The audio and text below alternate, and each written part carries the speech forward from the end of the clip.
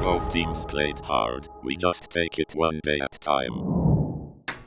I cannot make this point clear enough. Shaq just made up the title most dominant big man ever. Listen, that's not our topic for today, but I just need to make this point before we get into it.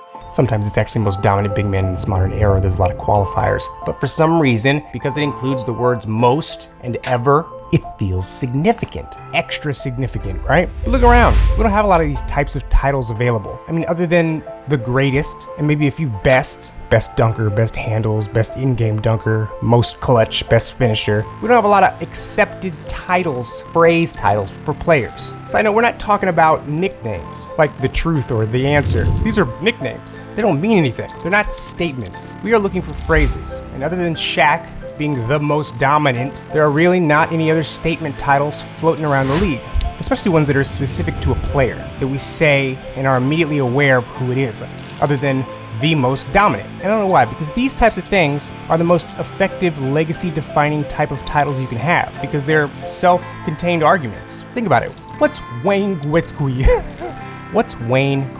nickname? The Great One. What's Muhammad Ali's nickname? The greatest of all time. And listen, I'm sure there's a dozen soccer players with dramatic-ass statement nicknames too. But you see, across all sports, you just don't get one. Even if you are great, like Magic or Bird or Kareem or Kobe, they're not known as the greatest or best or most of anything. There's not a go-to name or phrase that you give them. I mean, people who may even have a share of the overall GOAT conversation, nobody's walking around calling these guys the outright GOAT. Kobe. At least without being approached immediately by a line of argumentative strangers in a 23 jersey. I mean, even when it comes to winning or the greatest winner, maybe Bill Russell, do you really hear the greatest champion title or the greatest winner floating around his hemisphere? See, so what Shaq did was brilliant. He found another word, and that word in itself does almost all the heavy lifting. And because of its uniqueness, Shaq was able to use it uncontested and essentially brand himself with it. Shaq was the most dominant player in his era. A word itself is usually reserved for team accomplishments. The most dominant team of the 80s. The Bulls dominated the 90s. The Warriors, are they the most dominant franchise ever? See, team descriptors, moment descriptors, the most dominant performance in the fourth quarter. We don't usually use dominate for individuals because, again, it needs context. Dominate who? Dominate what? Where? How? How are you dominating? But Shaq found his common yet undervalued descriptor and made it his own, and now, well, everybody can't stop saying it. They even lead their arguments off of it. So let's ease into our conversation here. Why can't we do more of this? Well, we can, and I will. That's the whole point. First, we need a player. Ding! Steph. What is he now? Now, he already is the greatest shooter. But if that is your first and most well-known descriptor, then sorry, it's kind of an insult. Seriously, it doesn't signify overall impact. There is no overall greatness or team success built into that word.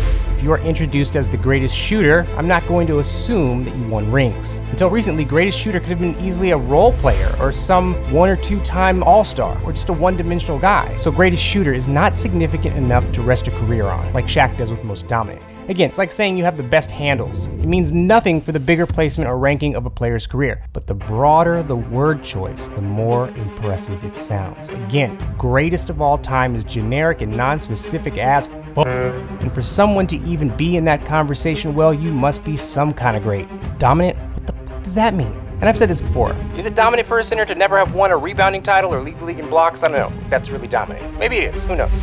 But he owns it. So here's my proposal. Steph Curry as, here we go, love it, hate it, keep watching the video, the greatest force of all time. The greatest force in basketball history. Not of the modern era, but of all time.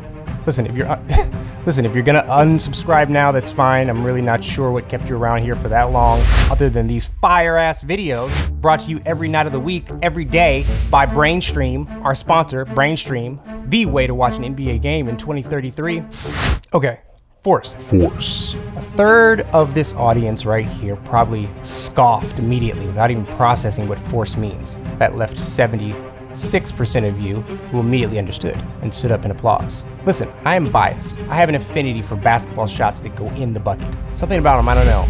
And to be honest, Steph Curry is not only in my all-time top 10, I really do believe the impact he's had on the game is and will be felt so thoroughly that he needs his own category, his own title. So stick with me. The title, this new moniker we will all start using to describe him, it encapsulates all that is good within Steph, all the greatness and love and positivity he's blessed the league with, but it also includes all of the hate. Every reason you hate him is also tied up in this new idea, this word force. It's like a title that can simultaneously confirm and deny. It's a title that can love him and hate him. It's a title that can explain every stand and console every counterpoint. The greatest force in basketball history is not a placeholder for another word, it just is. It's exactly what it is. Okay, so what do I mean? So let's consult the expert. What does force mean?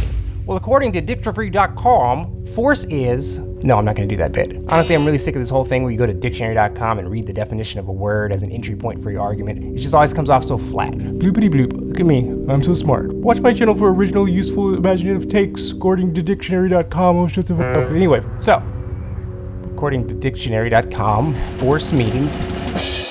physical power or strength possessed by a living being, strength or power exerted upon an object, physical coercion, strength, energy, violence, power, intensity, a personality of great force, power to influence, affect or control, persuasive power, power to convince, mental or moral strength. I don't want to go. Force of character, any body or persons combined for joint action, an influence on a body or system. Stat called gravity. Producing or tending to produce a change in movement, or in shape or other effects. Whereabouts? Any influence or agency analogous to physical force. Binding power, as of a contract.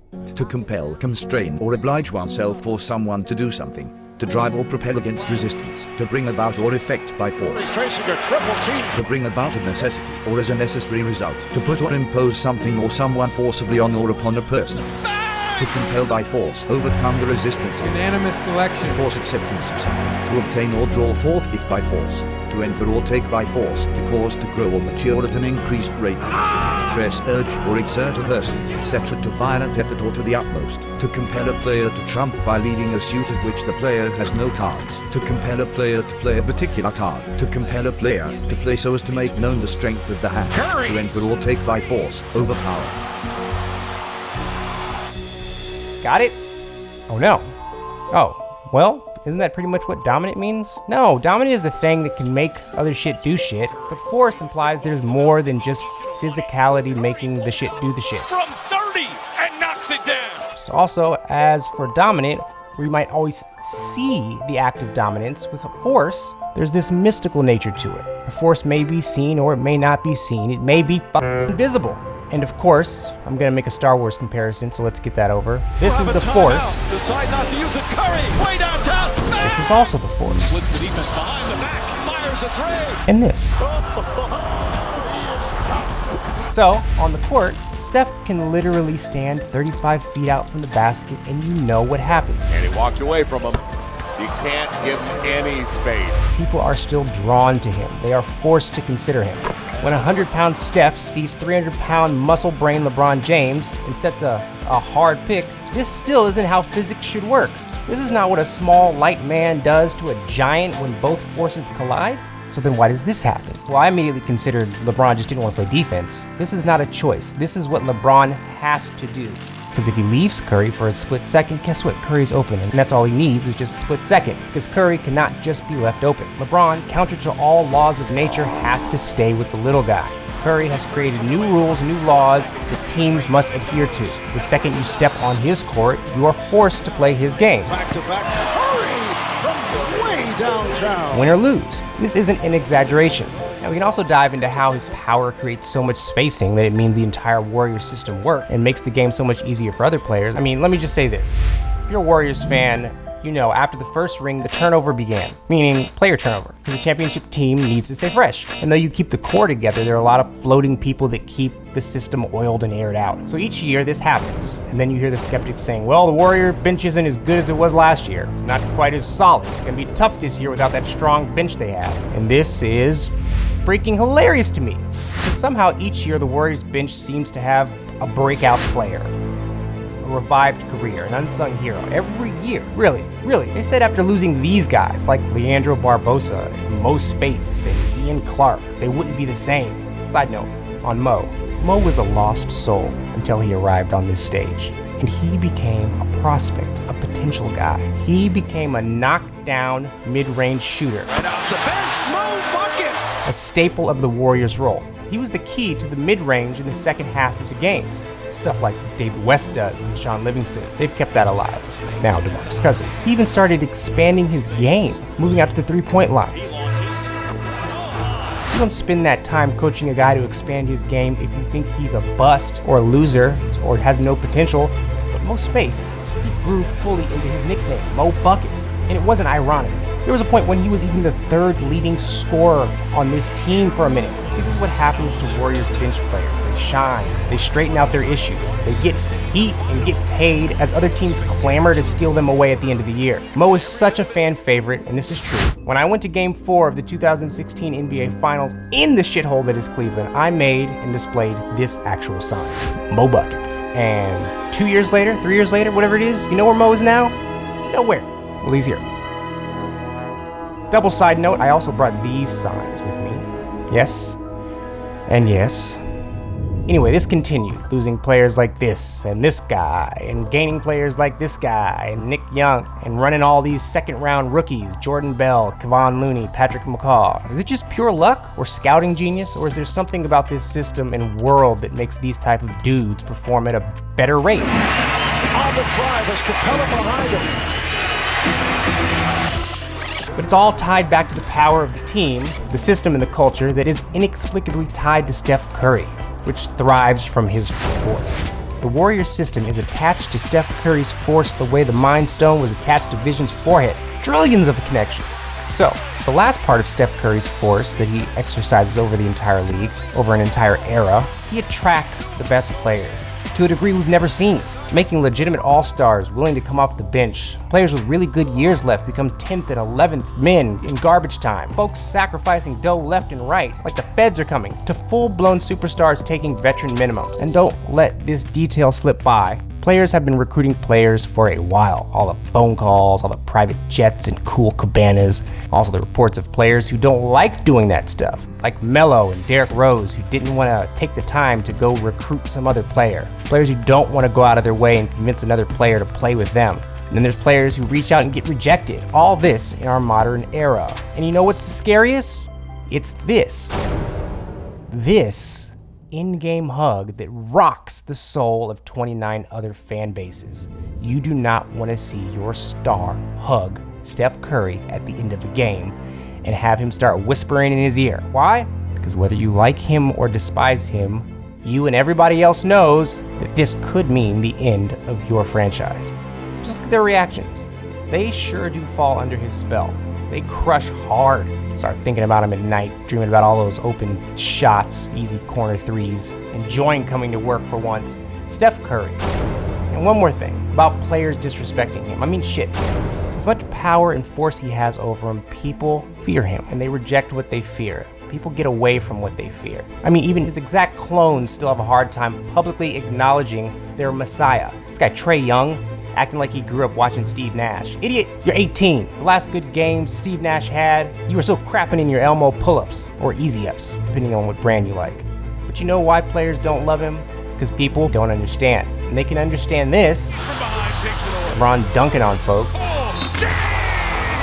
But they have a hard fucking time processing this. But easy, oh no, 2015 Shaq at a Fool Club, Steph Curry. Little Stephen Curry and his multiple titles and his multiple MVPs. You suck. But it is funny to bring up Steve Nash, one of the all-time most disrespected MVPs. No, he was a true MVP. Over me? Twice? Oh, get out of here. Hey, It does seem like he's starting to get a little respect now as the league changes in his favor. All right, back to Curry. Steph Curry's force is with the ball in his hands. Steph Curry's force is with the ball out of his hands. Steph Curry's force is exhibited when he's not even on the court. He doesn't have to dominate people into submission. He doesn't have to beat folks across their head and physically drag them into his will. Because just by his existence and his reputation and his being, you are forced to behave in a certain way when you are around him. You are forced to consider things you thought you never would. You are a stormtrooper in the way of a lightsaber. So you better get in line or get out of the fucking way. Because the force is coming for you. I mean, do you guys remember we even had a legitimate shockwave that went through the league because people considered that LeBron actually might go to the Warriors. It wasn't a preposterous idea. People actually had to consider it. Why would you deny yourself a conversation? You can see how this would actually fit under the cap as a sign and trade. So you want to meet with the team, that's fine. In the back of our heads, we were like, it could be possible. This has got real possibilities. If you're LeBron, where would you go? If he was going to leave. No, come on, Shaq. Give me a real answer. Miami, come on. I'll go Golden State. And that's all force. That's the force. Hate it or like it or love it or despise it. You have to consider Steph Curry as the greatest force in basketball history. Deal with it.